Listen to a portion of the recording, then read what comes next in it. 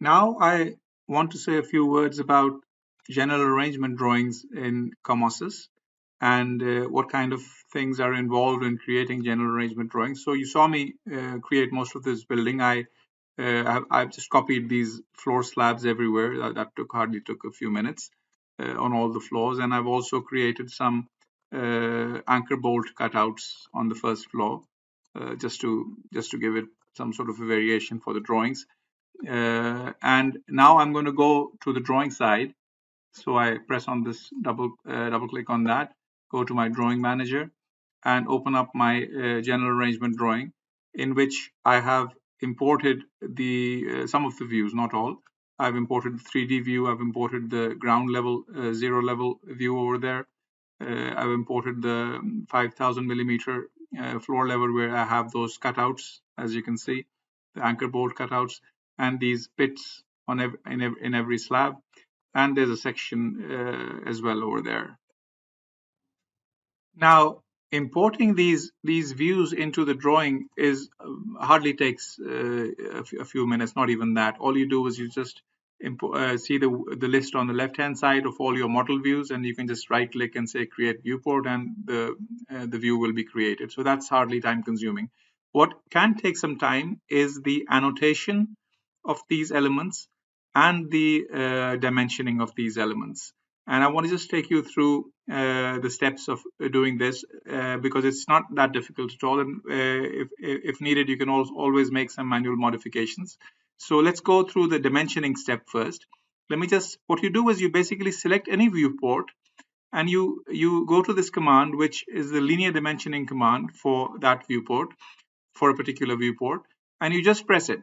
And the moment you do it, the dimensions for the formwork, for the concrete of that viewport are created for you, and they're not even repeated so for example, this one is the same as this one is the same as this one, so it doesn't repeat them again and again in the inside. Had this particular one being a bigger dimension, a bigger foundation, it would have gotten a separate dimension. Now you can do the same on this viewport. Just go there and press the command again. You can go to this section over here and press the command again, and your dimensions will be created.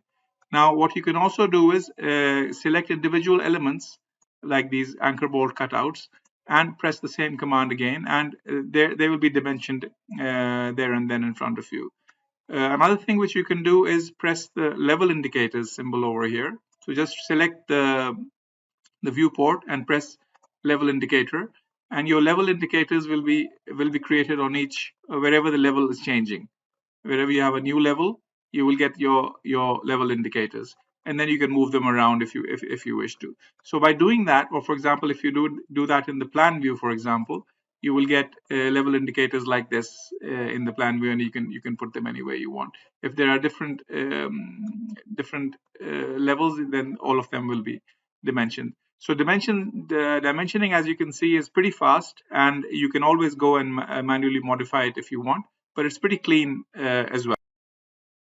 The next thing which you want on these drawings is the annotation. So you want to see what each the assembly mark of each beam and column and slab and this and that in the sections and in the plan views, etc. And once again, you can do that individually. You can select pieces individually, and you can mark them. And there are very specialized commands for creating all sorts of annotations.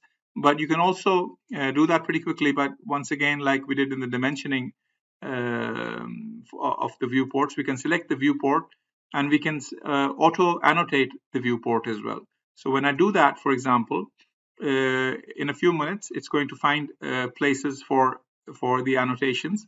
So it has found places for the slabs and for the pits and for the beams, for the columns.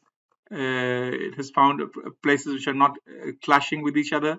And as you can see, it's pretty clean. There's not much to be modified over there. I can come to this side and select this one and press the same auto viewport button again. And once again, my beams and my columns and my slabs are all annotated. Obviously, this will depend on my numbering options and the way and my selection as well, and my settings. Right now, I haven't really checked the settings, but what I'm trying to show you basically is that you just select the viewport and you select auto annotate, and you select the viewport and you select auto dimension, and you get reasonable results, because these are general arrangement drawings, they're not assembly drawings, but you get a lot of the dimensions which you will need, and then you can finalize them after if you see something missing, or if you see something needs to be done in a different way.